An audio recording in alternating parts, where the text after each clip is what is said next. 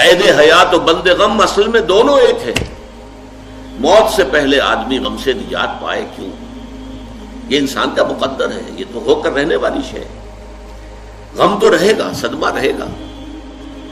آپ کو شاید یاد آیا ہو، ایک بڑی عظیم ہستی گزری ہے انسانی تاریخ میں، گوتم بدھ،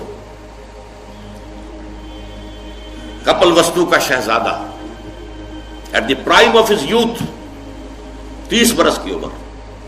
اس نے مشاہدہ کیا لوگوں کو، لوگ دکھوں میں ہیں، لوگوں کے لیے مصیبتیں ہیں، لوگوں کے لیے تکلیفیں ہیں.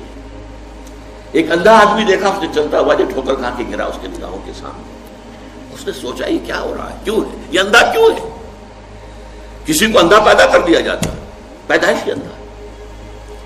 کسی والدین کے سامنے اس کا بچہ جو ہے دم توڑ رہا ہے، کچھ نہیں کر سکتے. ٹک ٹک دیدم دم نہ کشیدم، جا رہا ہے تمہارے ہاتھوں میں سے، نکل رہا ہے، جا رہا ہے. قرآن مجید میں بھی سورہ واقعہ میں قسم کھائی گئی ہے، فلولا ان کنتم غیر مدینین ترجعونها ان کنتم صادقین. واپس لے سکتے ہو تو لے لو، موت کے پنجے سے چھڑا لو اگر تمہارے اندر کوئی طاقت ہے. نہیں، جا رہا ہے، رو رہے ہیں.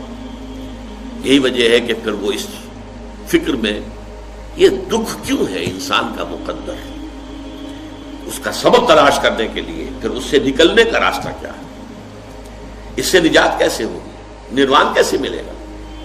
پھر آپ کو معلوم ہے 30 برس کی عمر میں جوانی کا دور، جوان بیوی کو رات کو سوتے ہوئے چھوڑ کر گیا ہے، شیرخوار بچہ چھوڑ کر گیا، محل چھوڑ کر جا کر خاک چھانی ہے، کہاں کہاں پھرا ہے، کن کن رشیوں منیوں کی خدمتیں کی ہیں، کہاں کہاں گیا ہے، کتنا وقت لگایا ہے، کن کن جنگلات جو ہے اس کے خاک چھانی ہے اس نے.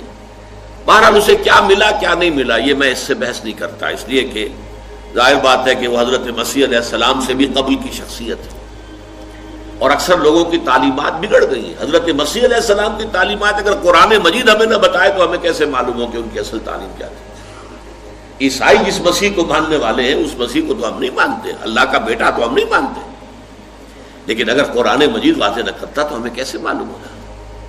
اسی طرح گوتم بدھ کے بارے میں جو کچھ کہتے ہیں ان کے ماننے والے، اس کی طرف نہ جائیے، وہ کیا تھا حقیقت میں ہم نہیں جان سکتے.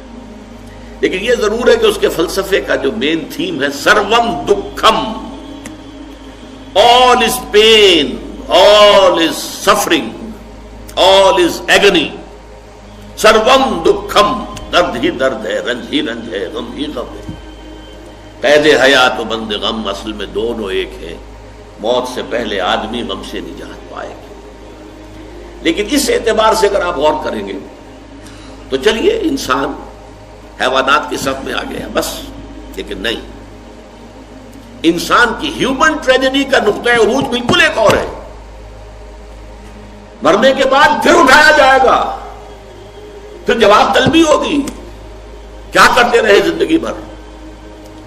تم نے حقیقت کو پہچاننے کی کوشش کی؟ تم نے حق پر چلنے کی کوشش کی؟ یا تم نے ظلم کیے، زیادتیاں کی، ناانصافیاں کی؟ آؤ حساب دو. حیوان سے یہ محاسبہ نہیں ہے. نباتات اور حیوانات اس سے بری، انسان ہے. اس پر بھی ایک سورت ہے قرآن مجید کی، سورۃ الانشقاق. یا ایھا الانسان انک کادح الی ربک قدحا فملاقیہ. اے انسان تیرا معاملہ یہ ہے تو مشقت پر مشقت جھیل کر، تکلیفیں پر تکلیفیں برداشت کر کے پھر ایک دن اپنے پروردگار کے حضور میں حاضر ہوگا جواب دہی کے لیے.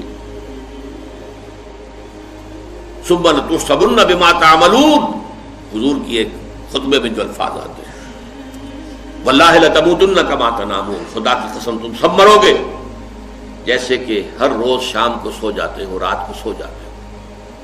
یہ نیند بھی موت کی بہن ہے. ثم لتبعثن کما تستيقظون، لیکن پھر جیسے روزانہ صبح بیدار ہوتے ہو ایسے ہی ایک صبح قیامت آئے گی کہ سب اٹھا لیے جاؤ. ثم لتحسبن بما تعملون، پھر تمہارا محاسبہ ہوگا. that grand accountability، وہ مسئولیت عظیم، پوری زندگی کا حساب، چھوٹی سی چھوٹی باتیں. وَمَن يَعْمَلْ مِثْقَالَ ذَرَّةٍ خَيْرًا يَرَهُ وَمَن يَعْمَلْ مِثْقَالَ ذَرَّةٍ شَرًّا يَرَهُ. ذرے کی ہم وزن نیکی ہوگی وہ بھی سامنے پاؤ گے، اور ذرے کی ہم وزن بدی ہوگی وہ بھی سامنے پاؤ گے. انسان چیخ اٹھے گا ما لہذا الکتاب، یہ اعمال نامہ کیسا ہے، لا یغادر صغیرۃ ولا کبیرۃ الا احصاها، اس نے تو نہ چھوٹی چیزیں چھوڑی ہیں نہ بڑی چیزیں چھوڑی ہیں، تمام کا احاطہ کر لیا ہے. وہ محاسبہ ہوگا، اور اس کے بعد جزا و سزا کے فیصلے ہوں گے. بہت مبارک ہوں گے، خوش قسمت ہوں گے وہ لوگ جو جنت کی طرف بھیج دیے جائیں.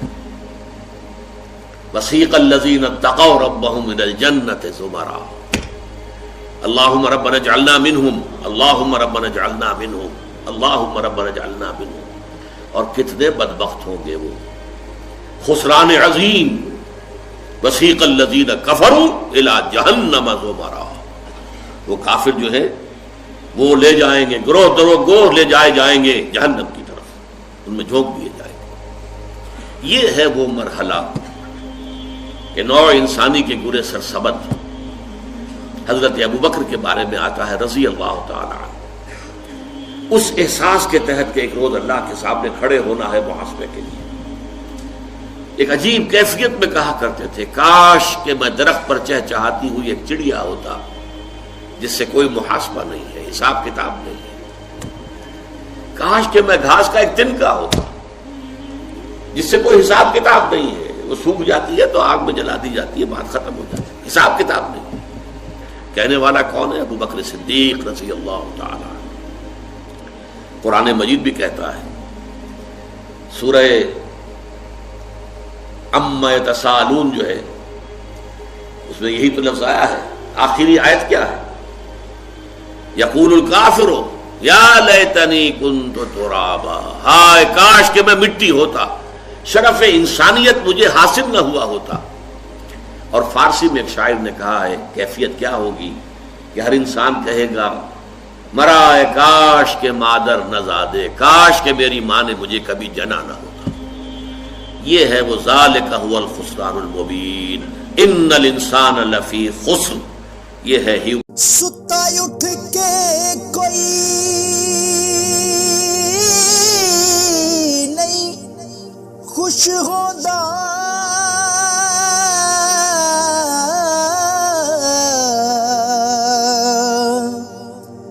بڑے ستے جگا کے میں ویکھیا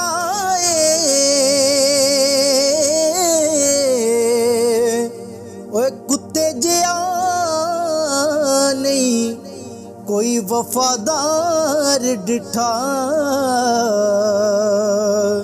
تے ٹکر سکا بھی پا کے